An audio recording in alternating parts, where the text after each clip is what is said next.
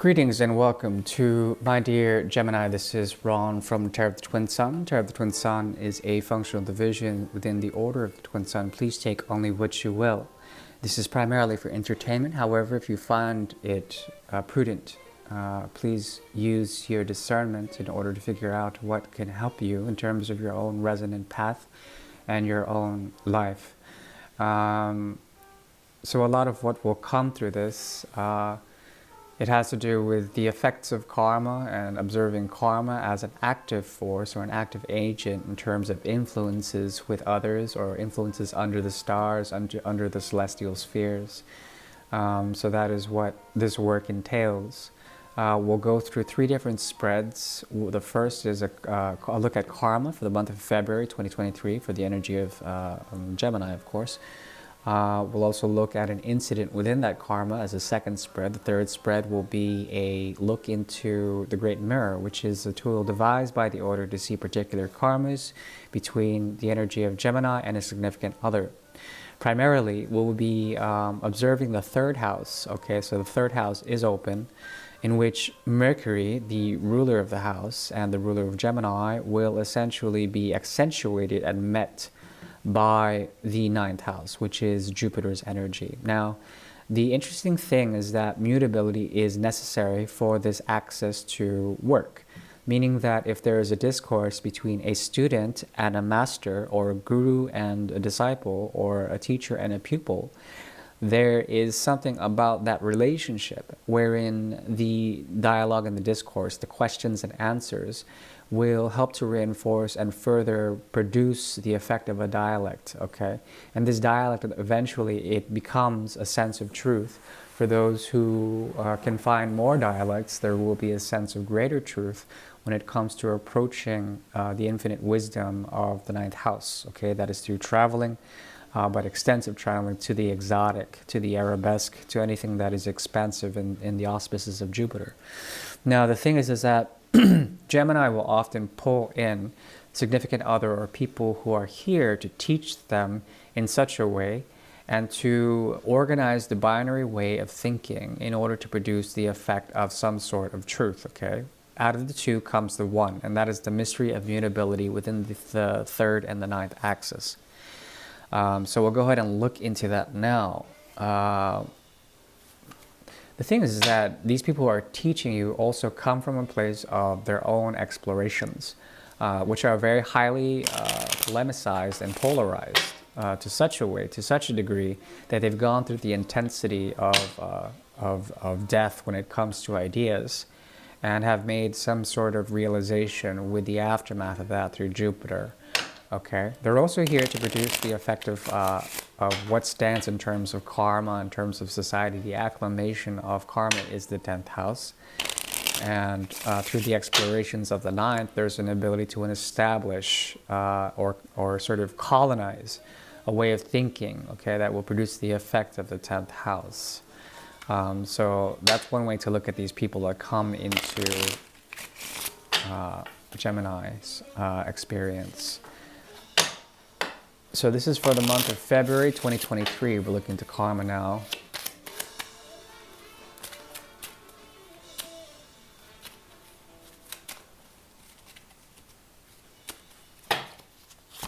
Okay, so for the month of February, there's a point of stillness that I rather like. This is encompassed around a way of thinking, a way of meditating, a way of coming into stillness when it comes to the traveling of the mind, okay? Because you're a ruler in the month of January, mid-month, Mercury is going direct. There is a possibility in February that will be sustained in terms of the direct motion of Mercury, meaning that this period of rest or this period of relaxation that comes in February happens after some form of a way of thinking or a way of traveling, a way of doing things that was produced from the effect of the Three of Swords, okay? Moving into the Four of Swords, which has to do with stillness or static, okay? Glue, something that brings you into an operational mode that is actually chill in nature. And when you're chill, things get done easier, at least in my book.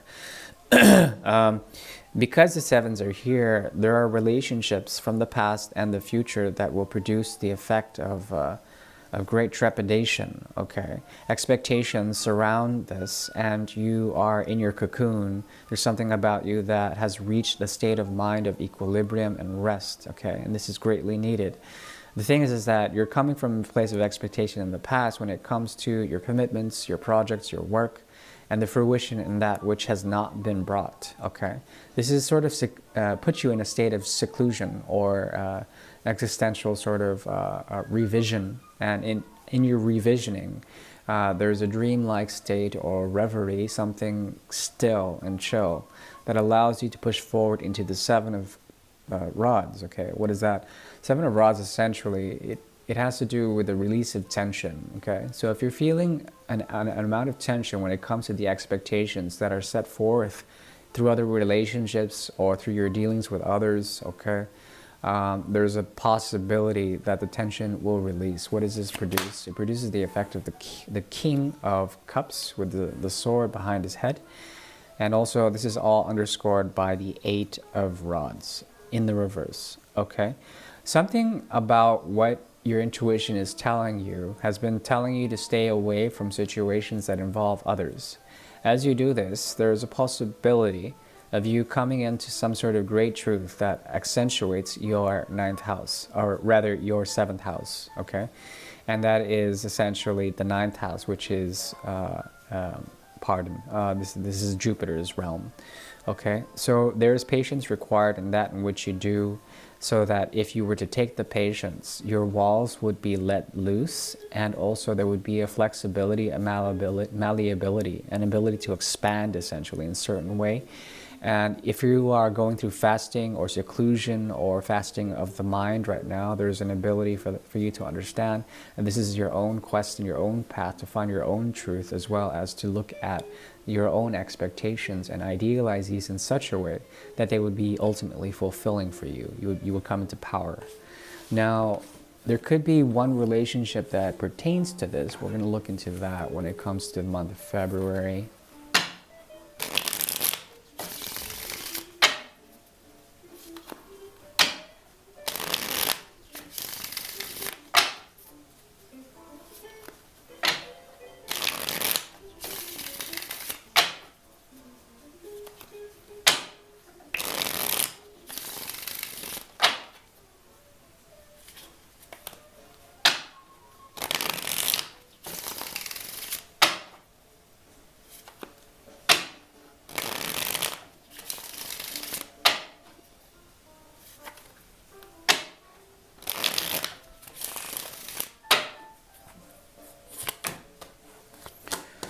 Okay, this is a work relationship, or it could be a relationship in which you have to figure out the need and the necessary nature of time. You have to perfect your timing, okay?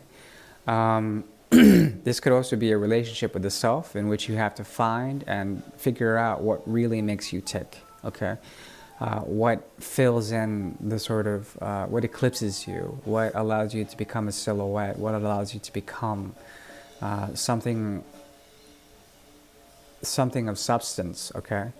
So questioning yourself now during this time period of February is necessary in order to self-reflect and perfect a way of doing things when it comes to things working out, things being able to be utilized in a certain way. When it comes to relationships, there's something about the details in which you relate to another that might point to some form of conservation on both sides. Conservation of your own resources, a need to look your neighbor in the eye. You know, they don't have to be your neighbor, they can be someone significant. Look that person in the eye and say, you know, I see you, I see what you do, I see how you treat your time, you know, sort of thing. And this will allow synergy to occur. This will allow for workability to occur. It will lead to the Nine of Pentacles, okay?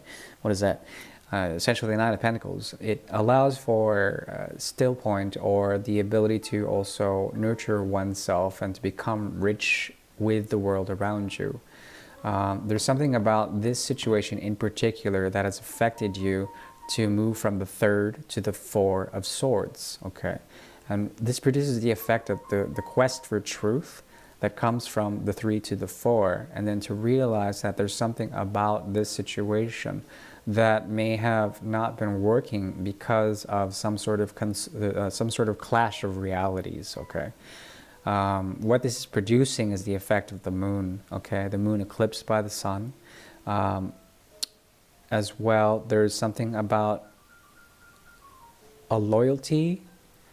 There's also something about a possibility to realize that two people are affected by their own reflection when it comes to some of the qualities of social understanding, of trying to understand what is really being represented here in terms of commitment to some form of greater force, okay, some sort of greater influence.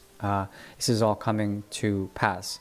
Do not reflect too much on this, but I think when it comes to this incident, there's something about it that moves possibly to the 5 of Pentacles for both of you.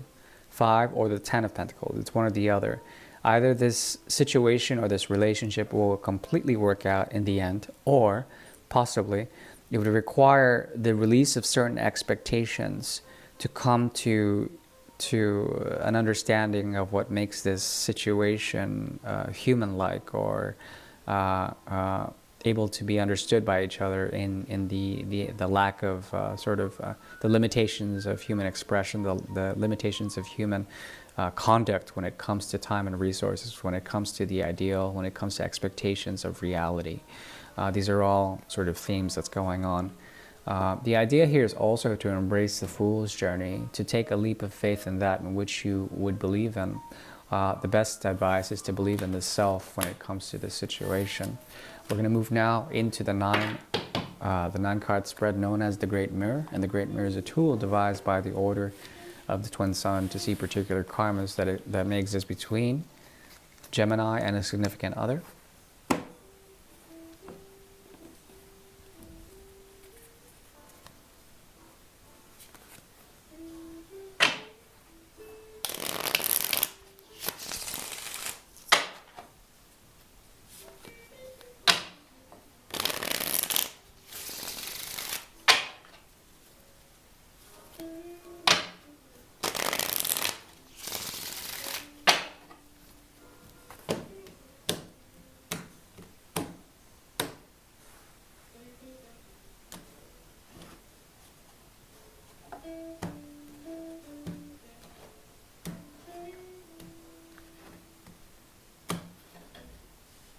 Okay, so what I do see is a satisfaction quality that is being pulled forth through this connection. There's an element of having chosen the right thing, having many options and choosing what is possibly something, and there not being any expectations in that one thing. It's as if there is a contentment in this situation. This person wants to wants to offer you something, but if they did, it would be disorderly. There's something about them that needs to pay attention to their own stability. And also there's a great reflection in terms of what they would offer. If they were to offer you something, it would turn into the 3 of Pentacles in reverse, which is usually disorderly conduct, a disruption of the social fabric that would constitute both of you as a part of this human race, as a part of this human experience. Therefore, what comes out is an offering that may be premature, because it would be sort of an empty offering. But it comes from a place that would try to be stable, but it's not, at least for the month of February. This forces you into a point of trying to be between 2 different worlds and coming up with your own way of thinking. This allows for essentially you to constitute what it is that you are doing yourself. It also can be befuddling. If they were to give you this offering, it might come out as monstrous in some sort of way, or prodigious in some way, shape, or form. The thing is, I think if you were to do the right thing in terms of coming up a way to define who you are through what you say, through what you write, in terms of texts or letters, there's a possibility of clarity coming through. So you have to use what is given to you in terms of your skills in order to maneuver the situation. Believe it or not, something is coming, though, I would say. This allows you to maneuver in such a way to understand why there is this heaviness about it. It seems to be heavy. Why? As if you are being given love from a father who's never given you love before. This is the kind of feeling. It's unexpected. At the same time, it's something that you've conjured up. There's something about this that speaks about a reckoning, a karmic sort of a karmic cup or a karmic delivery of great expectation, of unwanted and perhaps unmerited emotional expressions. Okay, the idea here is to bring forward the light of day when it comes to the slowness or the repressed nature of someone that you may be dealing with. Okay, be careful, because that in which they think may not be the best for you guys. At the same time, there is this sort of tidal wave or this sort of earthquake, underwater earthquake that may be volcanic in nature, that may have a tendency to erupt in in this month. So the idea here is to avoid it. That's the best I can see, to use your power as the magician to avoid it. At the same time, like I said, there is a reckoning here, and the funny thing is that this person would find it to be an equal thing to give off something that they want to, but they can't. At the same time, it would produce the effect of what I would call either the magician or the fool, the ability to bring in light, a light that would get rid of the obscurity of clouds. The challenging aspect is that this pulls out Le Maçon, which is the 10 of Pentacles, as well as Table and Changement. Ace of Cups is strong here, and the 10 of Pentacles. The idea here is to do things that is the most humane thing, and this person they've got a lot to give you in terms of what you can call love, or some sort of empathic openness, or something that has to do with some sort of emotional upwelling. I think that's really very much the case here. The thing is that they're trying to balance out their elements, and they have 3 aces, 2 aces here, the Ace of Cups as well as the Ace of Swords, and then the Ace of Rods showed up in the reverse in terms of advice. Okay, so the idea here is to become passionless in this situation, to do the right thing in terms of practicality, I would say, to keep things in balance. The funny thing is that if this person is a karmic bringer of karma, they're going to dump onto you a great deal of emotional weight or creative force, empathy, something that is symbolized through the Ace of Cups. Okay, and it would come to you, and it would be very difficult to maintain a sense of clarity of the mind. Okay, so it's important to become passionless in this type of situation, to search for what really motivates you, to what is really the path of righteousness for you. That is the best I can do for this month. I do wish you well. Thank you. Bye-bye.